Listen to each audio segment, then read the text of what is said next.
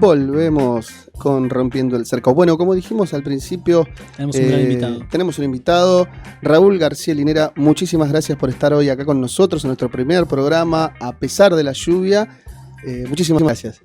Muchísimas gracias por la invitación. Un abrazo a todos. Bueno, muchísimas gracias. Hay un montón de cosas que podríamos preguntar o que tendríamos ganas, y seguramente todo lo que preguntemos, lo que vos nos puedas contar, va a quedar inconcluso muchas cosas. Pero lo que sucedió en Bolivia, para nosotros los argentinos, fue impresionante desde el punto de vista que nosotros padecimos una dictadura que se llevó 30.000 personas. Padecimos gobiernos de derecha tradicionales, neoliberales, pero que quizá no se atrevieron a tanto. Hoy fuera del aire hablábamos, decimos, ver a una mujer entrar a un palacio de gobierno con una Biblia en la mano, repudiar la huipala, tener comentarios como los que tuvo xenófobos, racistas. Sí. ¿Cómo pudiste salir de Bolivia? Bueno, el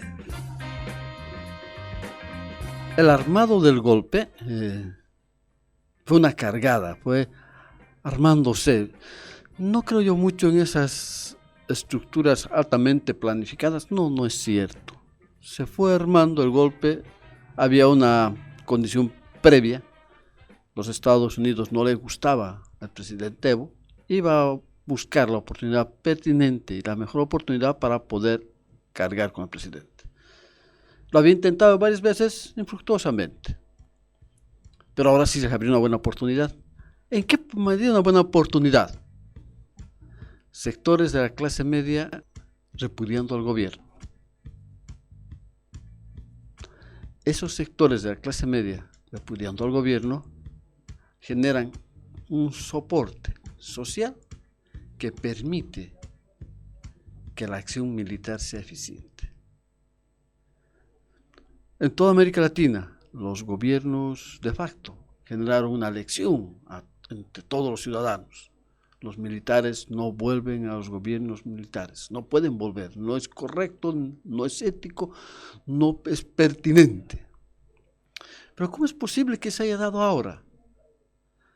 Porque esas clases medias, que habían perdido parte de sus privilegios, es decir, que no habían crecido con la misma velocidad que las menos pudientes, tienen un odio visceral a Evo, que sustentan en la condición de su indianitud. Estos indios, hablan de estos indios. Entonces, a partir del 20 de octubre, en verdad antes del 20 de octubre, pero en particular el 20 de octubre, desde las elecciones, van a ser de la condición de la indianitud el sustento del discurso. Se golpea a mujeres de pollera, se bota claro de las plazas, se ataca a la huipala, símbolo de lucha del mundo indígena. Entonces hay veces que carga. Día viernes 8 de noviembre entra para las policías, entra en motín la policía. Ya te decía que la cosa estaba muy grave y que dependíamos básicamente del ejército como soporte, la institucionalidad estatal, el monopolio de las armas, las Fuerzas Armadas era el único soporte real estatal.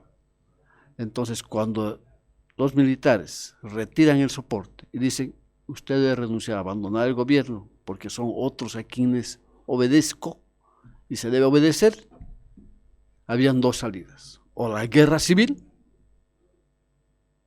con los muertos que lo implica, o renunciar. Y el presidente dice, yo no quiero muertos.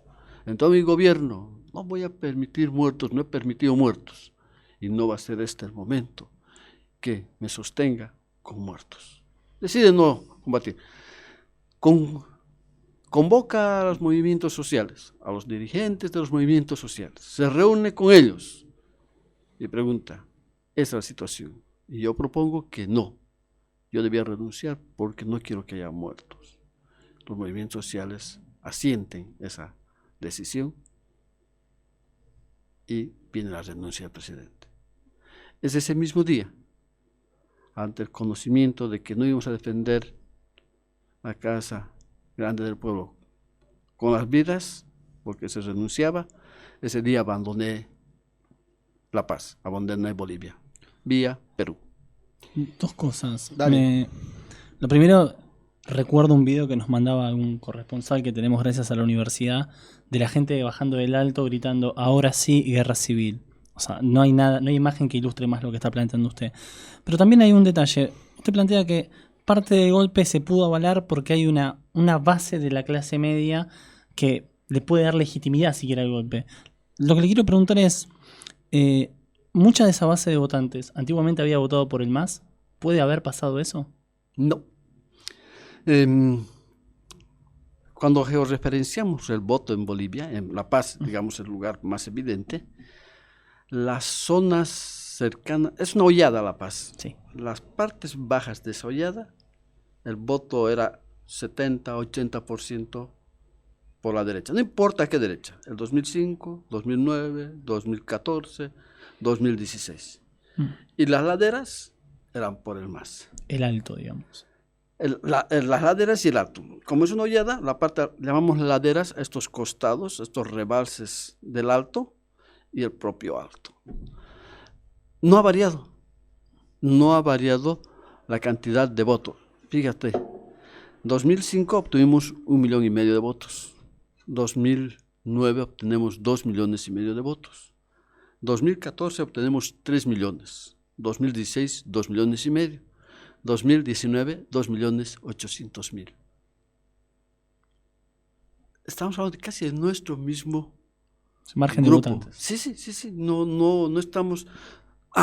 Alguna gente que antes dio un voto por el MAS, ahora no lo ha hecho, sí. Pero si te pones a pensar, no 5%, 8%, no sería un elemento con el cual definas la acción de lo social. Raúl, yo no sé si vos estabas en Argentina cuando se dio el acto de Evo en español, en el Club Deportivo Español. Sí, estaba. Yo cubrí ese acto. Noté una importante crítica de Evo al capitalismo. Evo expresó claramente que el capitalismo como modelo económico no era la salida, no es la salida. La pregunta que yo te quería hacer es, bueno, si no es el capitalismo, ¿cuál es el proyecto? Porque yo noté que claramente había una crítica feroz al capitalismo, lo expresó claramente Evo, pero no termino de entender cuál es lo alternativo. Perdón, digo, hoy por hoy hay muchas críticas al neoliberalismo como modelo, pero digo, el problema es el neoliberalismo, que es una versión del capitalismo, o es el capitalismo en cualquiera de sus versiones. ¿Cómo lo ves eso? Me gusta la pregunta. Mira, el cuestionarte el capitalismo mismo es cuestionarte que debes superar el capitalismo, que el capitalismo no es la forma más pertinente a la construcción de lo social. Su faceta neoliberal te muestra lo perverso de eso. Es decir, lo único que hace el neoliberalismo es bajarse los calzones, nada más. Y te dice, así soy. Te muestra al desnudo lo que es el capitalismo, en su fiereza despótica del mercado. Pero el capitalismo se constituye a través del mercado. En los gobiernos con los estados de bienestar social, que van desapareciendo, fíjate, en el mundo están desapareciendo, tú puedes ver un capitalismo amanguado, un capitalismo que es social, que considera al prójimo y que considera a los menos pudientes. Pero cuando se le aprieta la economía, abandona esa su gentileza para mostrarse en su fiereza. Cuando el expresidente Evo Morales plantea, nuestro problema es el capitalismo, es cómo buscamos una salida diferente al capitalismo. ¿Cuál es ella? No te está diciendo cuál es, porque en verdad es una búsqueda social. ¿Cómo superamos entender que debemos producir para acumular, que debemos producir para ganar, que la razón del ser es cuánto puedo tener? Nos plantea, a ver, superemos, ¿cómo podemos pensar algo que es diferente al capitalismo, que permita que trabajemos, que produzcamos riqueza, que transformemos lo social, pero también que entendamos que la vida es vivir placenteramente, que la vida es una vida de todos. ¿Cómo no va a ser satisfactorio? Porque yo vaya de vacaciones si sé que todos pueden ir de vacaciones. No, ¿cómo no puede ser satisfactorio eso? Lamentablemente en el capitalismo es yo voy de vacaciones y es satisfactorio porque tú no puedes ir de vacaciones, porque esto solo yo puedo hacerlo. ¿Cómo rompemos esa lógica de la acumulación? Mira, estamos en un momento, ni siquiera el 29, hay tanta concentración de la riqueza. El 3% de la población tiene el 50% de la riqueza del mundo. Algo no está bien, por lo menos eso está medianamente claro. Pablo. Hay algo que es imposible cuando hablas de... Eso es muy claro, de hecho tu pregunta también fue muy clara, y es imposible no pensarlo como argentino de este lado de la frontera, que Bolivia en este exceso de neoliberalismo de fines del siglo XX, y lo digo para las personas que por ahí no están tanto en el tema, llegó a tener hasta un presidente que no hablaba ni aymara, ni quechua, ni español. Y cuando uno lo escuchaba hablar en español, era claramente una persona que tenía poco que ver con la identidad boliviana. Yo lo que te quiero preguntar es, ¿cómo era vivir en esa Bolivia? Lo importante es que nos demos cuenta de un problema que es de fondo, aunque quizás lo que digan no sea mucho de su agrado. El continente se ha construido después de la conquista, de la invasión española, bajo una pirámide. El blanco es el ser, el indio es el vaciado de ser. El blanco es guapo, inteligente, capaz, pintudo, valiente. Todas las virtudes del ser las posee el blanco y es el que gobierna. Lógico, era el español. El español es el que gobierna. Ha venido aquí a gobernar y a administrar la cosa. No es de señores trabajar con las manos. No es de señores. Transpirar. No, eso no es de señores. Se ve un poco torpe. Para esto el indio. El indio es el vaciado de ser. El indio es flojo, mañudo, cobarde, cochino, hediondo, analfabeto. Es decir, todas las notas negativas posee el indio. Esa sociedad se construyó así. En Bolivia eso es evidente hasta el día de hoy. A eso llamamos colonialismo interno. Es decir, las notas coloniales con las que se construyó América Latina, el blanco el ser, el indio el vaciado de ser, esas notas coloniales en Bolivia aún se mantenían. Por eso va a ser un hito. La gente de clase media alta se sentía reconocido en un presidente que hablaba un castellano callo, decimos nosotros, un mal castellano, pero no porque viene del aymara o del quechua, como podrías decir de Evo, sino porque viene del inglés. Era una persona que hablaba mejor el inglés que el castellano, y hablaba mal el castellano porque venía del inglés, pero además le gustaba ese tono a él, porque lo distinguía, lo hacía más señor. Más elitista. No, claro, estos cuchis, ¿no? Entonces, una sociedad que cree que lo blanco es mejor, todos buscamos blanquearnos, cultural y somáticamente. La educación, los estudios, todo sirve para blanquearnos. El idioma. El idioma. Era muy común en Bolivia decir, vamos a mejorar la raza, y que mi hijo o yo me case con alguien más blanco que yo para que mi hijo salga un poco más blanco que yo. O una mujer que se case con alguien más blanco. Es decir, en Bolivia la gente que llegaba de Europa, por solo ser blanco, ya tenía un capital. Porque esa su blanquitud iba a intercambiar, casarse con el dueño de la hacienda. Porque con su blanquitud iba a mejorar la raza. Pero con su blanquitud iba a ser dueño de la hacienda, porque iba a heredar la hacienda. ¿Sí? En esa sociedad es la que estás hablando, altamente colonial. La ruptura del 2000 es eso. Dice Hegel y Marx, las estructuras de dominación se sostienen cuando los de arriba los de arriba dicen yo soy el amo y ustedes son los esclavos, y los de abajo dicen sí señor, tú eres el amo y yo soy el pinche esclavo. Los momentos revolucionarios se dan cuando los de abajo dicen ¿y quién dijo que tú eras mejor? ¿Y quién dijo que tú eras superior a mí? Cuando los de abajo dicen nadie es superior a mí, nadie me pisa el poncho, son los momentos revolucionarios. Tupac Katari, Zárate Vilca, Evo Morales. Fuerte. Perdón. Clarísimo. Raúl, Pudimos observar los medios de comunicación boliviano, y acá tuvo mucha repercusión, a este personaje Arturo Murillo, que salió a decir que iba a cazar a los militantes del MAS, y en particular habló de vos y de Quintana. ¿Cómo tomás esta amenaza, si se quiere? Este señor Murillo tiene algunos problemas. Tiene muchos complejos. Parte del gran problema es los complejos que trae. Si alguien me dijera, no, es que tú has hecho algún daño, Murillo, tú lo has perseguido alguna vez, lo has dañado, lo has buscado, has arruinado algún negocio. Yo, señor Murillo, no lo conozco, ni pintado.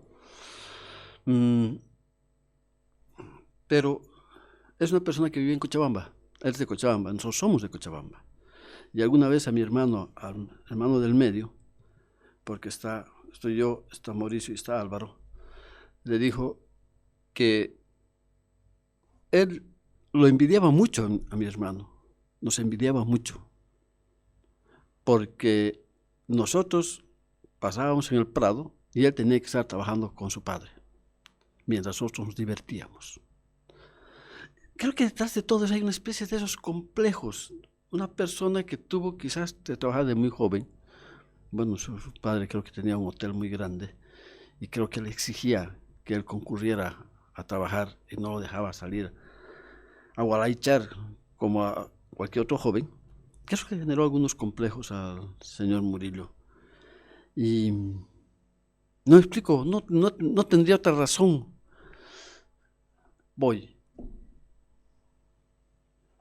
Nosotros hemos estado en la cárcel, hemos sido torturados. Yo he sido torturado 17 días. Nadie puede decir, habiendo estado en mi tortura, que yo lo he perseguido. Ninguno de mis torturadores puede decir que yo he hecho una acción estatal, he buscado una acción estatal, un beneficio estatal para perseguir a mis torturadores. Siempre hemos dejado que sea la justicia, en su lentitud y en su inoperancia, la que opere como cualquier cristiano debería operar. Nunca hemos aprovechado de ello.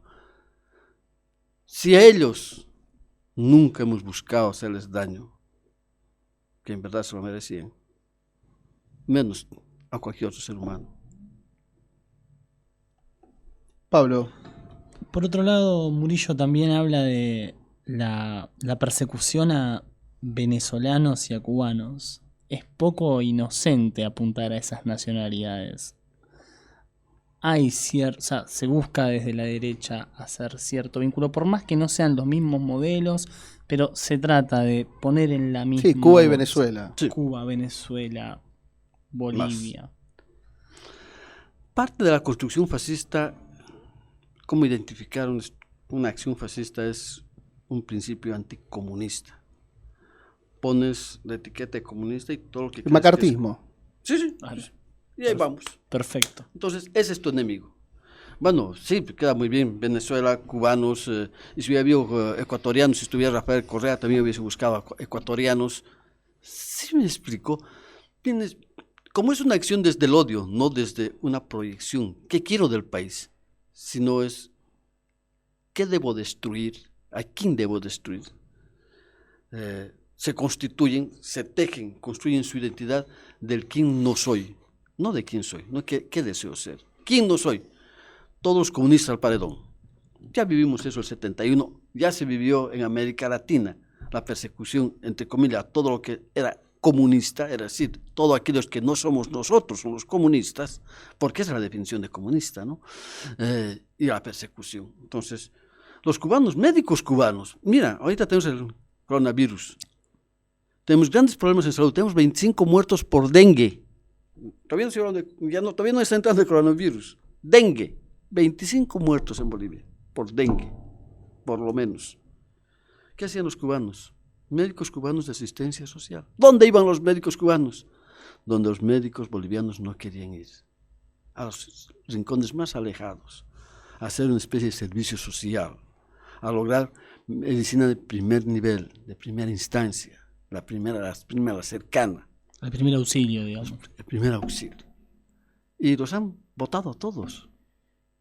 Los venezolanos, no habían casi nada de venezolanos. Cuando hubieron venezolanos era cuando hubo Inundaciones en el Beni.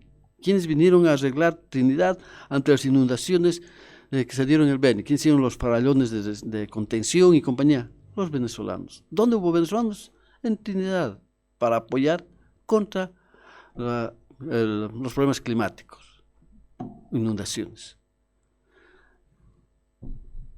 Tropas armadas, nunca nada. Manejaron todo un discurso. Yo recuerdo el 71, yo tengo por si acaso 61 años, entonces todavía tenía edad para el 71, y decían algo, con que tumbaron a Torres. Estos son unos comunistas y los comunistas van a venir a comerse a la gente y van a venir ejércitos, el ejército rojo comunista va a venir a comerse aquí a la gente, comérselo a tus hijos. Mutantes, mutantes. Un poco se trabajó eso aquí. Los cubanos son comunistas, los venezolanos son comunistas y van a hacer una guerra civil porque están armados hasta los dientes. No es cierto, nadie estaba armado. Nadie estaba armado.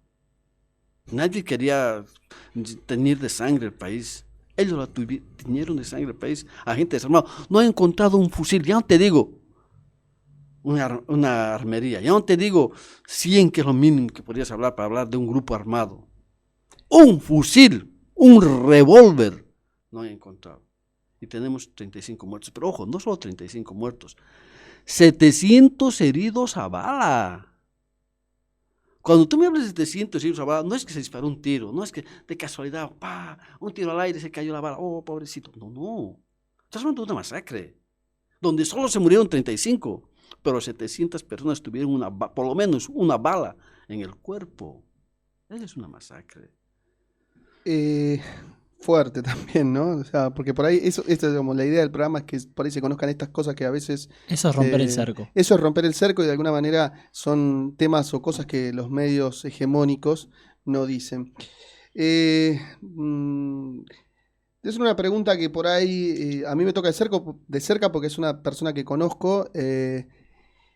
Siguiendo con esto internacional, hubo detenciones en Bolivia a posterior en el proceso del golpe, y entre ellos está detenido un amigo mío, que es Facundo Molares, fotoreportero de la revista Centenario, y fue asesinado Sebastián Moro, un periodista que cubría para Página 12 y que era de Mendoza.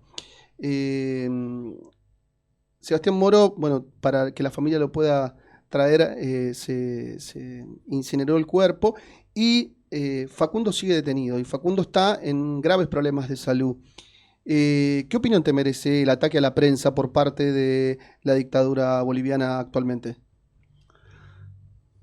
Es evidente que es una dictadura, aunque intentan disimular, y la prensa en particular en Bolivia oculta. Hablan de una renuncia y una transferencia de gobierno. Y las notas que demuestran los grados de la dictadura son los muertos, los heridos, las persecuciones. La prensa callada. Uno pregunta, ¿cómo es posible que la prensa haya logrado acallarse tanto? Justamente porque hay casos como de Sebastián, porque hay casos de persecución, porque hay casos aislados, de acuerdo, suficientes para callar al resto, Un poco a la derecha en Bolivia, el gobierno actual en Bolivia cree que porque ha matado a una gente, porque ha herido otro tanto, ha acabado con la izquierda y con los comunistas, con los revolucionarios. Cree que ha acabado con el MAS. Cree, porque está viendo que su acción sobre la prensa ha generado un silencio en la prensa, un silencio cómplice en la prensa. Parte de este silencio cómplice en la prensa es la propia condición de clase. No es tanto el temor por lo que ha ocurrido a 5 o 6 trabajadores de la prensa, como el origen de clase, que es hacer en particular televisión, que son los que generan opinión pública. Pero este accionar, silenciar a la prensa, ha tenido efecto, particularmente en los sectores que hacen radio, los sectores que hacen prensa escrita, que son de un sector social diferente que quienes hacen televisión, por las condiciones que requiere somáticamente en un país como Bolivia, somáticamente y culturalmente. Dicción, títulos académicos, presentación somática y compañía. Esa es su apuesta. Es lamentable lo que ha pasado. La primera baja, sin duda, ha sido el compañero periodista argentino. La primera baja. Yo conocí aquí a su hermana. Estuvo en un evento del primer mes de conmemoración del golpe, del recordatorio del golpe. Y realmente es doloroso lo que pasó, porque encima, puercos, el fiscal y el médico forense le han pedido, sin levantar acta, le han hecho firmar la condición de incinerar para poder traer su cuerpo. Claro. Y borrar todas las pruebas. Borrando pruebas y compañía. Estamos ante un hecho, justamente el 10 es que aparece muerto. Justamente el 10. En el caso de Morales, está él en Santa Cruz, está, si no me equivoco, sí, está en Santa Cruz donde es detenido. Él está herido. Sí, tiene problemas, graves problemas de salud, está por perder un ojo. Sí, porque es la acción. Pero mira cómo es que la sociedad lo acepta, porque son comunistas. Son comunistas. Al comunista se lo puede matar, al indio se lo puede matar, al comunista se lo puede matar, se lo puede herir. Claro. Mira lo que afirmaron y que es muy interesante el otro día una exdiputada. ¿Qué pasa si gana el MAS? ¿Podrá volver Evo Morales? ¿Podrá volver el MAS al gobierno? Le preguntan, en un debate están. Dice, no, nosotros, el pueblo no va a permitir que vuelva. Un momentito. ¿Por qué hago referencia a esto? Porque cierto sector social cree que los valen más que los otros. Aunque los otros sean mayoría, no importa. Todavía creen en el voto calificado. Es decir, el voto de ciertos sectores sociales deben valer 2 o 3 veces el voto de un indio. Es lo que creen. Entonces, si estos son la mayoría, aunque sean el 60%, con que sean suficientes a ellos 30, vale más que el 60%. ¿Por qué? Porque son el voto calificado. Pero esa forma de pensar está sustentada en esa constitución del ser y no ser. Entonces, podríamos afirmar que le podemos dar mil vueltas, podemos hablar horas de este quilombo, pero esencialmente es odio de clase y un odio étnico. Porque raza hay una sola, es la humana, se terminó la joda. Entonces es un odio étnico. Obviamente. O sea, es un odio de color. El asunto es ¿por qué? Los ciclos étnicos son ciclos oleadas. ¿Sabes cuál es lo interesante de esta oleada? Porque la condición colonial del Estado era permanente. El 52 se rompe, con la Revolución del 52, vuelve a renacer, el 2000 se rompe, la nueva constitución elimina la etnicidad como capital. ¿Por qué se vuelve a gatillar? Mira, el 2010 era una mala palabra para cualquier ciudadano boliviano hablar de la etnicidad. Nadie discriminaba por su etnicidad. Parecía que estaba resolviendo un problema centenario. ¿Cómo es que vuelve a gatillarse y legitimarse? Porque ciertos sectores de las clases medias, mientras los sectores de abajo crecieron así, los de sectores de la clase media crecieron muy lentamente. Y estos comenzaron a alcanzarlos. Y cuando los alcanzan se encuentran ante un dilema. ¿Cómo me diferencio de ellos? Estos cholos enzapatados, estos que recién han dejado la barca, la hojota, y ahora están con zapato. Ahora gobiernan. Y ahora gobiernan. Se van de vacaciones a los mismos lugares que yo. Correcto. ¿Cómo me diferencio? Entonces, ¿qué me queda para diferenciarme? Lo único que me queda, plata, tienen la misma cantidad de plata que yo. Gustos, tienen el mismo gusto que yo. Es más, visten donde yo he visto. ¿Qué es lo único que me diferencia? Tú eres indio, yo soy blanco. Entonces se regatilla el mecanismo de la etnicidad como condición de distinción. Yo no soy ningún cholo enzapatado. Yo soy más que vos porque soy más blanco que vos. Sí. Para ir finalizando, Raúl, y volverte a agradecer.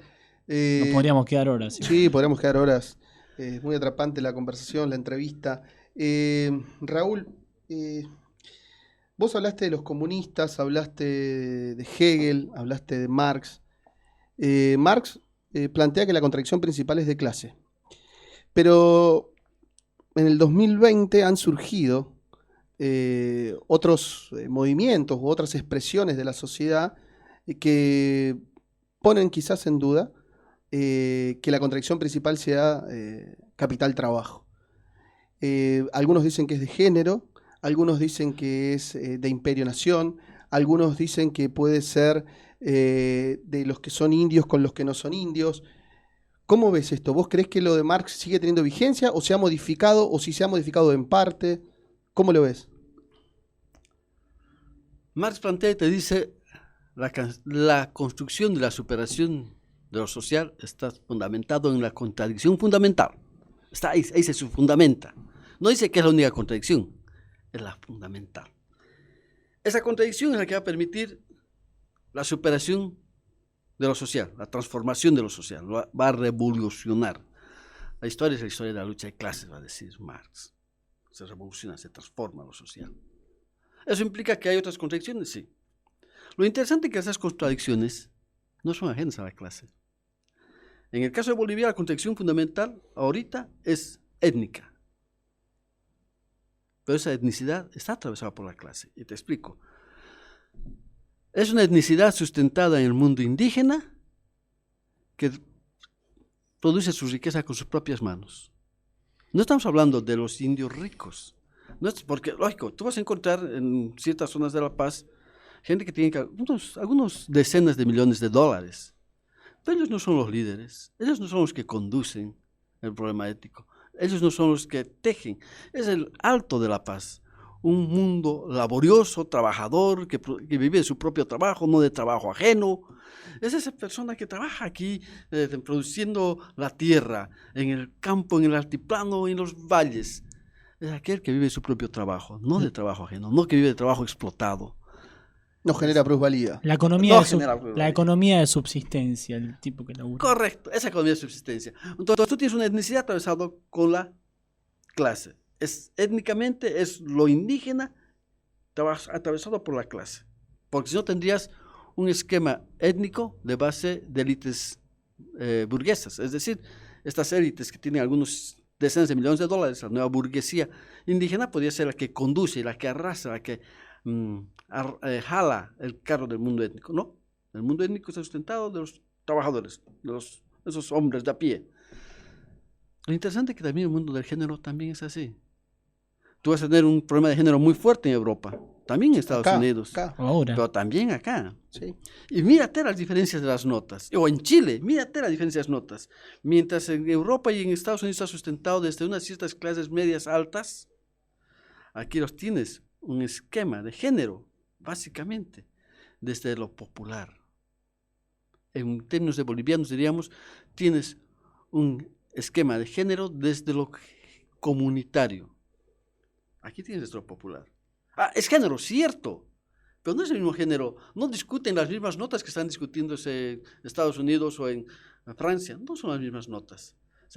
Se discuten con las notas atravesando la clase. Género. Aquí el tema de género es potente. Yo creo que es una oferta revolucionaria en tanto está atravesada con la condición de clase. Creo que eso era evita.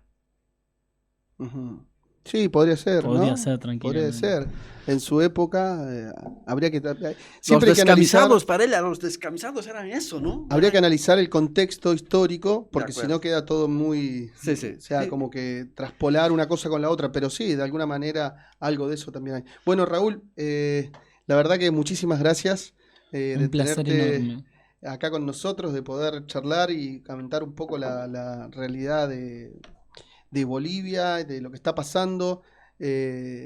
Esperemos que las cosas cambien, que el MAS pueda volver a llevar adelante su política para las inmensas mayorías, ¿no? Creo que acá en los medios de comunicación argentina ni el más reaccionario de los reaccionarios, como es este señor Feynman, pudo negar el crecimiento económico de Bolivia. Digo, y eso no es poca cosa, digo, porque... nada. No sé si vos conocés a Eduardo Feynman, pero él suele tener posiciones políticas y económicas bastante reaccionarias y en contra de todo, ni siquiera de lo que es comunista, sino de lo que es progresista. Y sin embargo, lo he escuchado reconocer que el gobierno de Evo Morales había hecho avanzar a las inmensas mayorías. Es que los números son indiscutibles. Es indiscutible, exactamente. Raúl, muchísimas gracias. Gracias a ustedes y vamos a volver.